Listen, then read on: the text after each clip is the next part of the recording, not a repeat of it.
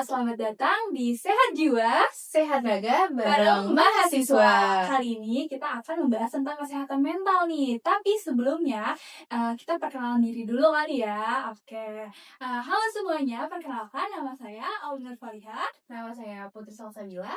Oke, di sini kita akan membahas tentang kesehatan mental, tapi kita bahasnya santai aja ya, Put ya. Oke. Iya, karena di sini obrolan santai tapi bermakna untuk membahas kesehatan dari berbagai sisi, kayak fisik, kesehatan mental, dan juga sosial. Pokoknya yang berhubungan dengan kehidupan kita. Nah, betul banget nih. Dan di episode kali ini kita bakal bahas topik atau hal yang baru aja nih terjadi di Indonesia, yaitu bencana di Sumatera. Banyak nih masyarakat di Indonesia yang ngerasa ikut sedih, khawatir, bahkan ada juga yang nggak tahu nih harus melakukan apa gitu. Iya, kan sering terjadi tuh kalau misalkan bencana tuh yang di yang diutamain fokus utama tuh kayak kerusakan fisik, korban luka gitu-gitu kan. Padahal tuh ada yang paling penting Put. Nah, yang paling penting tuh kesehatan mental dari korban itu sendiri. Betul banget. Padahal kesehatan mental tuh nggak kalah penting ya, dari kesehatan Betul fisik. banget. Karena apalagi kesehatan mental tuh nggak terlihat gitu kayak kesehatan fisik. Nah, maka dari itu kita akan membuat podcast dengan tema jejak trauma pasca bencana, dampak pada kehidupan jangka panjang dan dukungan kesehatan jiwa. Wah, bakal seru banget nih pastinya. Jadi kita bakal ngebahas gimana trauma akibat bencana itu. Bahkan menentukan kualitas hidup dalam jangka panjang dari korban itu Put. Betul banget. Dan yang paling penting nih, kita juga harus tahu nih apa yang harus dilakukan masyarakat. Dan paling penting itu untuk kita ya, mahasiswa keperawatan, calon tenaga kesehatan. Nah, gimana sih cara memberi dukungan kepada korban yang mengalami bencana? Iya, tapi di sini kita nggak sendirian tau Put. Oke. Nah, kita di sini sama dosen yang hebat nih. Nah, dosen keperawatan jiwa yang pastinya tuh punya pengalaman, punya penanganan dalam kesehatan mental dari sudut pandang keperawatan jiwa. Wah, keren banget nih. Kita langsung kenalan aja kali Iya, ya. coba kali kita Oke. tepuk tangan dulu nih buat Ibu. Iya. Halo. Oke, Ibu boleh perkenalan diri dulu. Iya. Apa nih namanya? Iya. Ya. Kayak podcastnya apa tadi? Sehat jiwa, sehat raga, Bareng mahasiswa. tentang kesehatan mental. Oke, sehat jiwa, sehat raga ya. Iya, Berarti perkenalkan, nama saya Apri Rahma Dewi. Mungkin rekan-rekan sekalian bisa biasanya dipanggilnya Apri. Kebetulan memang spesialisasi saya di keperawatan jiwa.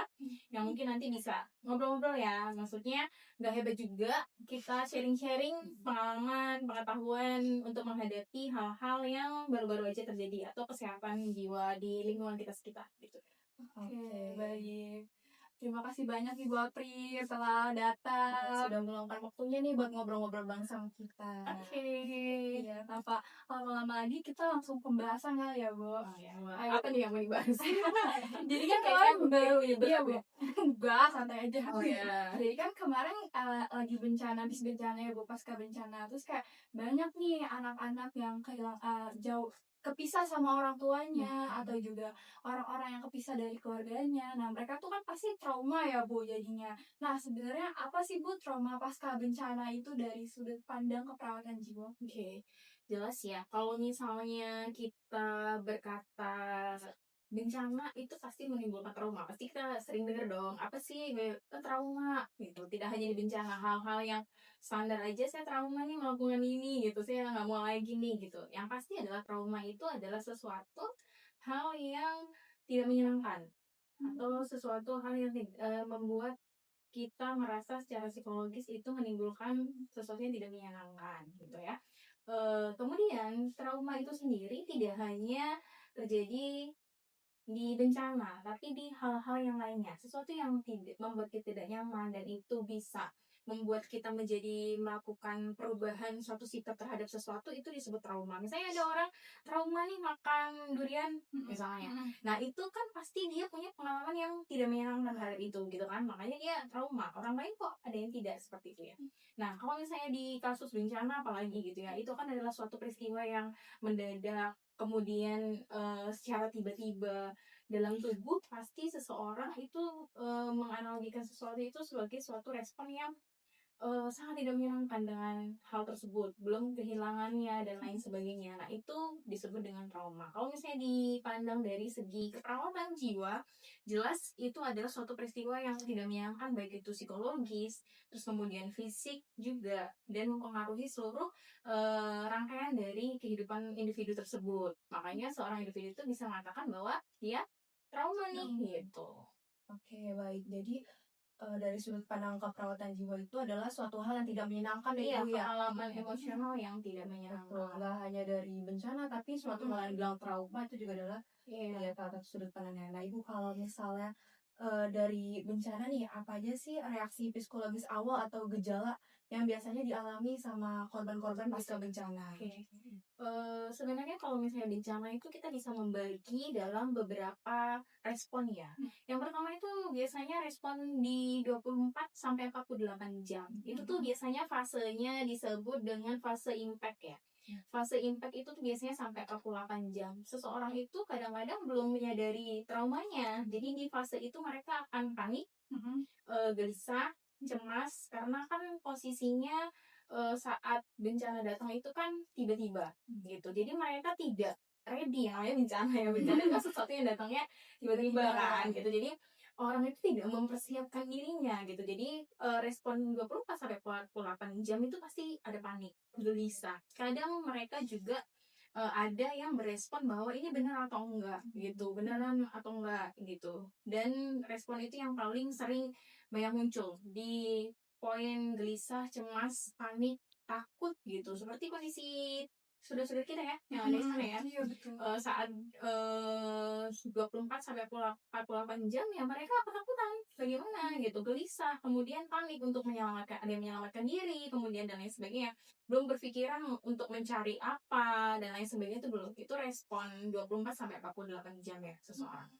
Terus kemudian respon berikutnya itu sampai 3 hari sampai 1 minggu itu biasanya mereka sudah mulai apa nih berpikir kehilangan, sedih, kemudian khawatir akan masa depan, kemudian mengkhawatirkan anggota keluarganya, misalnya sudah berduka, proses berduka dan lain sebagainya, kehilangan.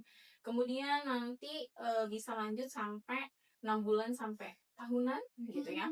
Nah kalau misalnya tidak membaik nanti bisa yang terjadi, mungkin teman-teman udah sering dengar PTSD post trauma gitu ya. Jadi kalau misalnya tidak teratasi, nah bisa mengarah ke kejadian seperti itu. Itu untuk respon psikologis ya gitu. Jadi kalau misalnya yang copingnya bagus mungkin sampai tahap setahun mereka akan perlahan pulih, tapi kalau misalnya copingnya nggak bagus, banyak faktor ya, itu juga perlu ditangani lebih serius gitu. Oke, baik. Tapi kenapa Ibu kalau misalkan kejadian bencana tuh sering nimbulin trauma psikologis jangka panjang gitu ya Bu? Sebenarnya nggak hanya bencana tadi kan saya sampaikan, semua respon trauma itu menimbulkan beberapa respon seseorang gitu ya. Nah bencana ini sendiri yang pertama faktornya tadi, suatu bencana itu adalah kejadian yang mendadak gitu kan. Jadi kayak kita nggak ready nih, nggak siap-siap gitu kan, gitu nggak siap-siap kemudian dia muncul. Yang kedua adalah dampak dari bencana. Kita udah lihat ya, dampak dari bencana itu nggak hanya menimbulkan masalah psikologis pada diri sendiri gitu kan. Ada trauma yang menimbulkan psikologis pada diri sendiri. Makanya dia dampaknya ya untuk traumatis untuk diri sendiri. Tapi kalau bencana itu banyak. Salah satunya adalah fisik. Mungkin orang bisa kehilangan anggota badannya, kemudian dia sakit dan lain sebagainya. Terus kemudian apa lagi? Kehilangan dukungan. Nah, dukungannya apa aja? Dukungan keluarga. Kita lihat juga kan ada ya, kemarin lihat yang bayi sendirian semua anggota keluarganya meninggal gitu, kayak hah gitu kan, gitu. Apalagi kalau misalnya bukan beruntung sih, maksudnya kalau misalnya bayi mungkin masih bisa ya, belum mengerti, tapi kalau misalnya dia anak-anak yang sudah tahu gitu, itu akan lama juga pengobatan traumanya, karena dukungan untuk dirinya dia kan dia masih sudah ingat orang tuanya dan lain sebagainya. Kemudian selain dukungan, lingkungannya kan habis ya. Kemudian ekonomi, kemudian pekerjaan. Jadi banyak hal yang hilang ketika bencana itu ada. Jadi sudah pasti berbanding lurus saya. Maksudnya suatu dampak pada diri seorang itu juga semakin memperbesar trauma traumanya yang dialaminya gitu kan. Karena itu kan tidak bisa dipulihkan dalam waktu 1 hari 2 hari ya, Iya, gitu. Gitu kan. Ya itu banyak hal yang dia hilang gitu, pekerjaannya, lingkungannya, kenyamanannya, semuanya gitu. Maksudnya dan di sekitar situ kan banyak kerusakan, banyak yang meninggal dan itu dilihat berhari-hari gitu. Makanya kalau bencana ya sudah pasti rentan. Nggak semua orang, pasti semua orang trauma Bu. Oh tidak gitu ya. Kalau yang opini bagus mungkin bagus gitu. Karena tadi mereka akan mengalami respon psikososial dalam tadi ya 24 jam, 48 jam, sebulan, kemudian 6 bulan, 3 bulan, 1 tahun. Tapi yang copingnya bagus ya bagus gitu. Mereka akan survive lagi dan lain sebagainya. Tapi kan memang tidak mudah dan pasti semuanya pasti mengalami dampak itu gitu. Oke, baik. Terus, Ibu ada nggak sih faktor apa saja gitu yang membuat orang tuh lebih rentan, terjadi kesehatan mentalnya tuh dalam jangka waktu panjang tuh Panjang. lebih rentan gitu? Apakah kalau misal orang yang memang sudah punya latar belakang kayak mungkin Mm-mm. depresi gitu, apakah lebih rentan atau bagaimana? Ya, sudah pasti ya. Kalau misalnya teman-teman udah belajar nih, ini juga udah keren-keren. Jadi kalau misalnya faktor predisposisinya ada, dan faktor presentasimu ya, udah hebat-hebat juga mereka. Jadi, jadi faktor predisposisi sama presipitasnya ada, misalnya memang punya riwayat gangguan jiwa, punya penyakit schizophrenia, terus atau misalnya punya kecemasan, anxiety disorder dan lain-lain ya sudah pasti berbeda dengan seseorang yang memang copingnya secara jiwanya itu bagus lah ya, seperti itu mereka akan lebih lama gitu. Tapi ada juga sih kalau misalnya mereka cepat gitu ya, tergantung. Terus kemudian faktor apa lagi Bu yang menyebabkan faktor kehilangan? Kalau di bencana yang paling penting itu sebenarnya faktor kehilangan. Apa yang diri orang itu hilang itu yang paling penting. Jadi dari pengalaman saya untuk turun DKJPS ya, kalau dulu tuh COVID ada DKJPS gitu ya. COVID juga termasuk suatu bencana ya waktu itu ya.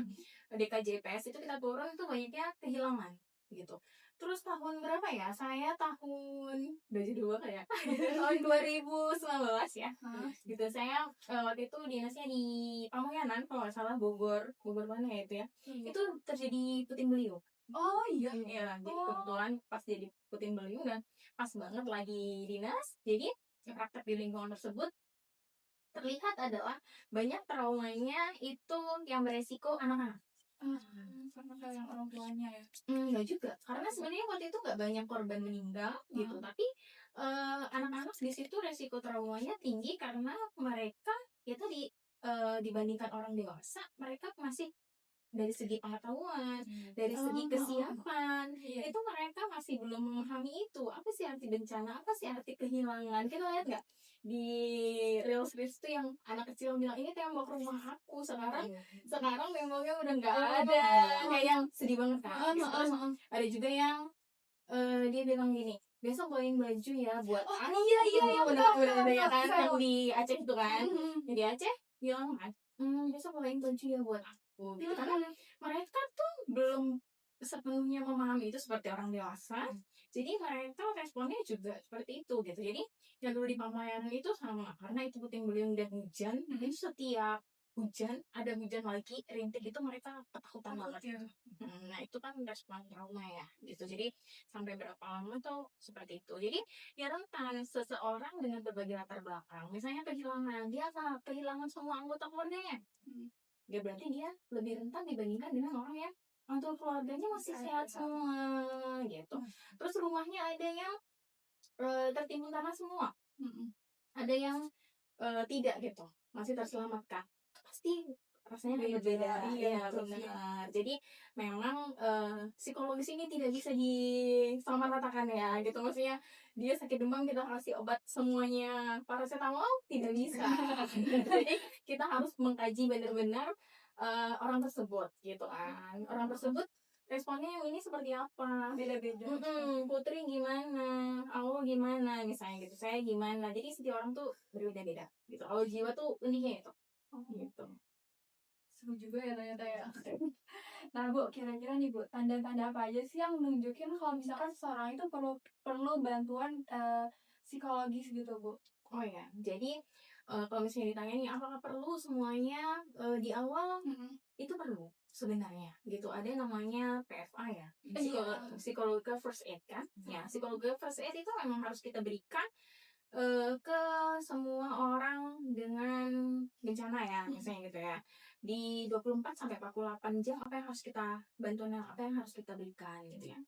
Tapi, kita melihat tadi kondisi, kira-kira siapa yang perlu kita kasih bantuan? Untuk awalnya, dukungan psikososial kita berikan ke semuanya, namanya dukungan psikososial. Tapi kalau misalnya untuk, tadi intervensi lebih lanjut tentang psikososial pada seseorang, nah itu kita dari hasil pengkajian lanjut, gitu. Di awal kita bisa melihat apakah ada orang yang dari Psychological First Aid itu ada look, listen, and link kan ya, 3L kan kita lihatnya. Nah, saat kita look, ada nggak yang histeris, berlebihan, dan lain sebagainya, itu 24 sampai 48 jam tuh berarti Beda-beda ya? beda-beda. Berarti itu bisa kita kita tolong lebih cepat tuh, yang histeris dan lain sebagainya, masih ada di daerah reruntuhan dan lain sebagainya gitu. Nah, itu kita bisa kasih bantuan lebih lebih cepat nih gitu. Terus kemudian di berikutnya ya kita langsung ini aja, apa sih namanya? Kaji lagi lebih lanjut gitu. Pasti responnya nanti berbeda kok. Gitu ketika kita turun di sana. Tapi kalau untuk dukungan psikososial harus kita kasih semuanya. Jadi ketika turun ke bencana, teman-teman diharapkan untuk tidak hanya memberikan dukungan secara, material, kemudian fisik, tapi juga dukungan psikososial. Yang mudah aja, misalnya apa, pada anak-anak kita kasih terapinya TAK untuk anak-anak dalam misalnya menggambar, tapi dia bentuknya TAK gitu, misalnya menggambar tentang apa gitu, dan lain sebagainya gitu. Jadi harus di awal tuh harus memberi dukungan psikososial buat Iya, semuanya dulu ya, buat Bu? semua. Lalu ada nggak sih, Bu, tanda atau gejala yang dikhususkan gitu kalau misalnya ada gejala yang berlebih yang harus dibutuhin rujuk ke konseling yang lebih ahli gitu, Yang Bu? lebih ahli ya. Yang mungkin tanda-tanda untuk mengarah ke PTSD. Tapi sebenarnya PTSD itu juga berlangsung selama 1 bulan full, yang dia trauma, tidak bisa tidur, kemudian jika ada suara gemuruh sedikit dia responnya reaksi berlebihan. Jadi dia trauma. Trauma itu respon PTSD itu adalah bagi orang biasa, bagi orang tuh respon itu biasa, tapi bagi dia berlebihan. Dia langsung mencekam, dia langsung panik, dia langsung lari. Panic attack Ya. gitu ya, Bu? Iya, gitu. Itu gejala PTSD ya disebutnya. Jadi, sebenarnya kita juga tidak bisa langsung melihat seseorang mengalami masalah psikososial tuh di awal-awal. Karena mereka memang survive pada dirinya, gitu. Paham ya? Maksudnya di kondisi itu tuh kadang kita tidak bisa menyimpulkan seseorang ini perlu dikaji lebih lanjut karena kondisinya memang sulit gitu ya. Maksudnya kalau tantangan kita turun ke lapangan itu kan kondisinya mereka belum stabil ya. Maksudnya dengan kondisi sedang shock, panik dengan kondisinya seperti itu, yang kita bisa lakukan di awal adalah tadi 24 sampai 48 jam itu yang kita lakukan adalah memberikan dukungan di awal dulu. Dia kebutuhannya apa? Misalnya ya, saya panik, ada kan yang cari istrinya, ya itu yang perlu kita bantu ya. Bapak ayo kita bantu, sampaikan, kita bantu cari misalnya, atau misalnya cari anggota keluarganya, atau misalnya apa gitu. Kalau misalnya dia menangis ya, kita berikan ruang untuk mendengarkan apa yang perlu dia butuhkan gitu kan. Tapi kalau misalnya sebelum ada kita, mereka juga struggle dengan hidupnya masing-masing nih gitu. Jadi belum ngeh ya gitu. Jadi tadi yang kita lakukan adalah psychological first aid dulu gitu. Kalau misalnya ada yang histeris banget-banget, ini baru gitu ya. Misalnya histeris banget terus kemudian dia sampai mengganggu atau misalnya seperti apa. Tapi jarang, biasanya respon-respon seperti itu tuh setelah semuanya sudah membaik ya, karena kan kebutuhan utama kayak makanan, mereka awalnya seperti itu dulu ya. Memang, walaupun, benar ya dari piramida Maslow kan kebutuhan makanan itu kan utama gitu. Jadi kita harus penuhi, dan awal mereka nggak menyadari kebutuhan psikososialnya itu dulu gitu. Iya, bener sih, benar-benar. Pasti kan kebutuhan kesana dulu kan gitu. Tapi kita harus tetap memberikan dukungan ke mereka gitu, memberikan penguatan. Jadi kalau misalnya sudah pernah ikut turun belum ya? Belum. Nah, pengen dia kayak gitu. Nah, itu ada kesempatan, iya bener, ada kesempatan semua ya. Gitu, jadi ketika di sana ya kita memberikan dukungan itu selaras dengan pemberian dukungan yang lainnya gitu. Kalau untuk yang dewasa apa gitu, misalnya untuk anak-anak apa kayak gitu. Tapi ini nggak sih Bu, apa sih strategi coping atau cara yang paling efektif gitu Bu buat mengatasi ketakutan dan kecemasan itu? Kalau misalnya di awal-awal ya, atau di kondisi yang sekarang-sekarang ini, kita lihat di sana tuh strategi coping yang paling tepat itu adalah kita menjadi listener ya, pendengar. Oh iya. Justru karena kita tidak bisa mengungkapkan bahwa gini, posisinya misal kita dianalogikan sedang kehilangan sesuatu. Sesuatu benda lah yang menurut kita tuh berharga gitu. Nah, terus kemudian pernah nggak, sabar ya kamu, sabar ya, gitu-gitu gitu. Itu kira-kira masuk nggak sih? Kadang nggak masuk tapi refleks gitu Bu ngomong sabar ya gitu. Kalau misalnya jadi kita yang disabar kayak gitu, kayak yang nyambung masuk nggak sih? Enggak, malah kayak sebel banget deh. Iya ya, bener-bener kayak ya karena di posisi itu tuh juga teman-teman juga udah belajar bahwa itu ada respon kehilangan, dan itu ada tahapannya kan, kayak deny, anger, kenapa ini terjadi, apa benar terjadi.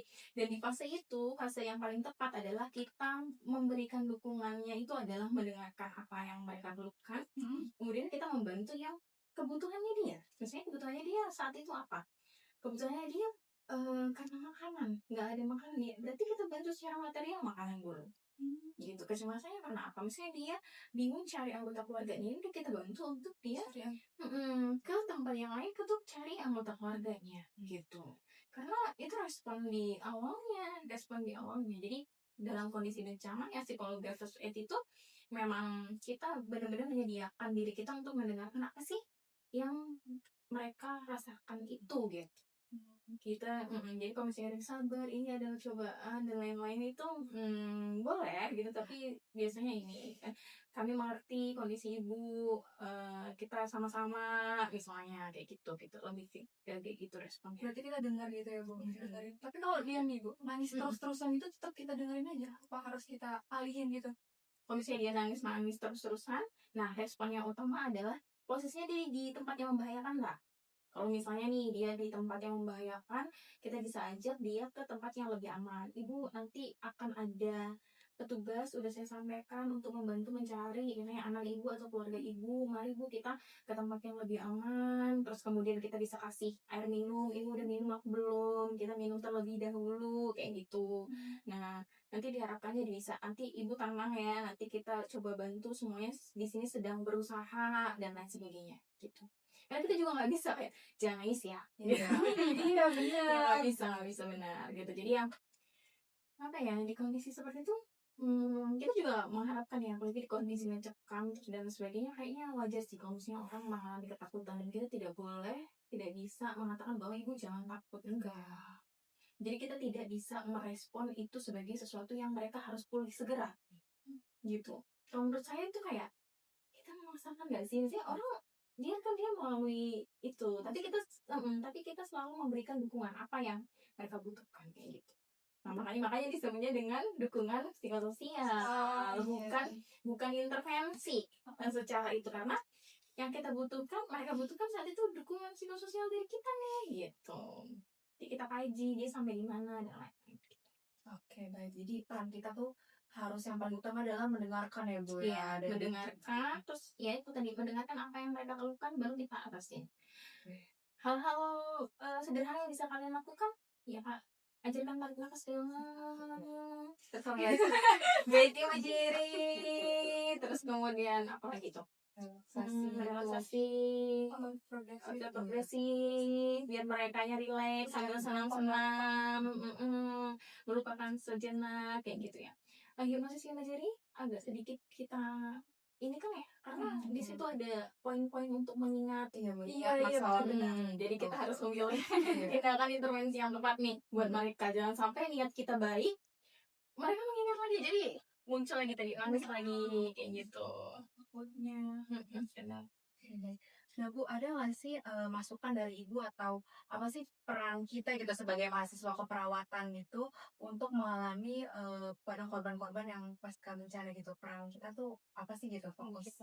Banyak banget ya. Sebenarnya kalau misalnya dalam suatu bencana itu kita tidak bisa berperan sendirian. Banyak faktor, banyak hal yang dukungan tadi ya. Karena kan gak bisa kita mengatasi psikologisnya aja, psikososialnya aja. Ternyata bantuan makanannya nggak ada gitu kan. Jadi nggak bisa berdiri sendiri, pasti banyak hal. Dan kita juga bergabung sama berbagai elemen. Kalau misalnya psikososial ini kita biasanya bergabung sama teman-teman kita, rekan sejawat psikolog, kemudian eh dokter spesialis jiwa dan lain sebagainya. Yang kita lakukan itu, kalau misalnya untuk kita ya di dini itu sebenarnya yang perlu dipersiapkan ada pra sama saat gejala. Pra nih kayak gini nih gitu ya. Kalau pra ini apa sih? Ya kita siapin mental kita siap untuk, karena nggak semua orang siap untuk terjun atau jadi volunteer ke daerah bencana. Gitu. Yang poin paling penting yang saya notes itu adalah ketika kita mau memberikan dukungan psikososial, kita juga harus sehat secara Bener-bener sih, pasti. kita juga harus sehat secara mental. Itu poin pentingnya. Jangan sampai kitanya sendiri bermasalah, mau ikut-ikutan deh buat mengalihkan saya harus pergi ke daerah itu gitu. Atau buat konten aja. Ngomong pakai rompi relawan.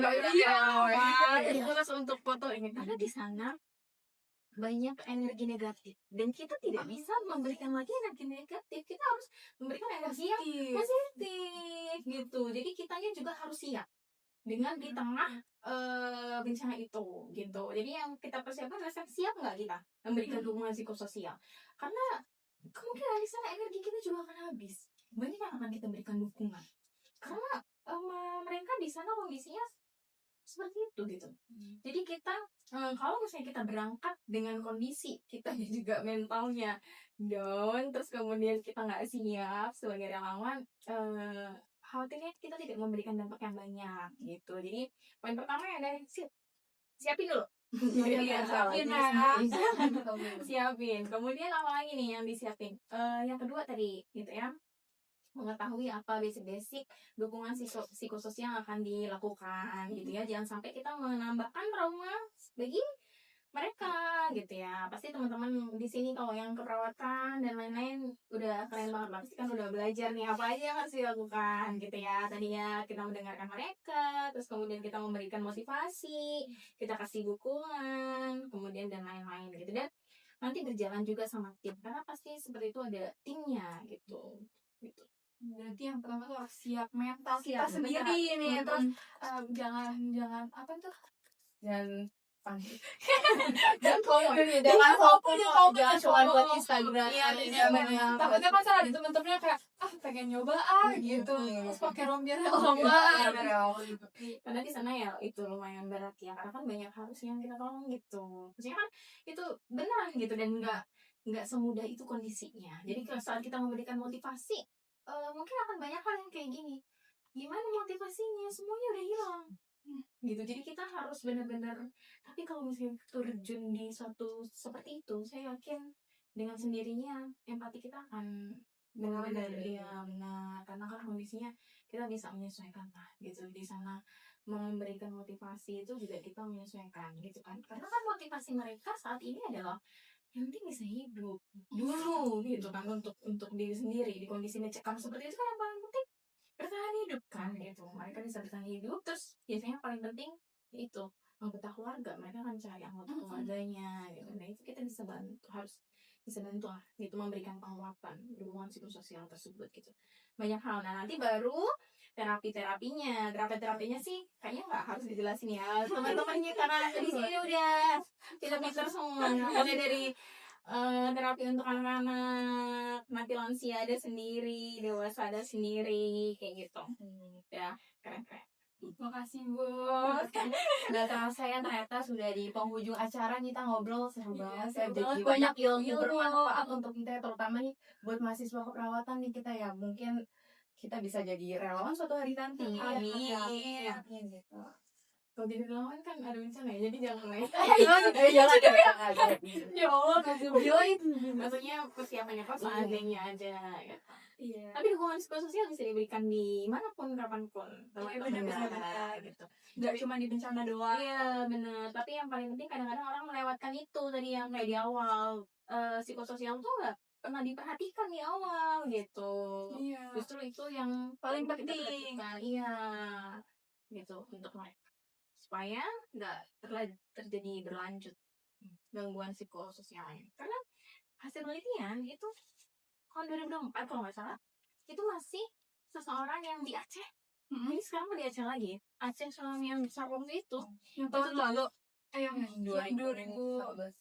Tsunami Aceh. Tsunami Aceh kayaknya teman-teman masih umur 2004. 2004. Tsunami di Aceh itu adalah sampai sekarang mereka masih menimbulkan trauma. Iya bener Penelitiannya gitu. Jadi itu sudah terhubung tahun yang lalu gitu. Iya. Jadi kita nggak bisa nggak bisa secepat itu gitu. Jadi maksudnya nggak ada waktu yang instan sampai mereka pulih lagi. Apalagi kalau sampai satu desa hilang, ya dia akan lumayan memberikan dampak yang sangat besar. Wow. Jadi sangat penting ya teman-teman untuk kesehatan mental ini pastinya. Betul. Wah, ternyata alhamdulillah ya sangat bermanfaat banget, terutama juga buat kita, buat yang menonton podcast ini gitu. Oke, terima kasih banyak Ibu yang sudah menyempatkan waktunya. Terima kasih Seneng banget banget dengarnya, jujur. Gue tuh suka banget tau Put kalau misalkan tentang kesehatan mental. Iya, gitu. betul. Kesehatan. Ini gak peres ya, Bu, ini gak peres. Iya, seru sih, memang unik ya. Iya. Tadi ya setiap orang akan berbeda-beda, responnya berbeda-beda. Setiap kita turun juga responnya berbeda-beda, unik, banyak pengalamannya ya, begitulah. Tadi ya persiapannya berarti siap mental dulu, berarti nanti siap-siap kalau misalnya itu.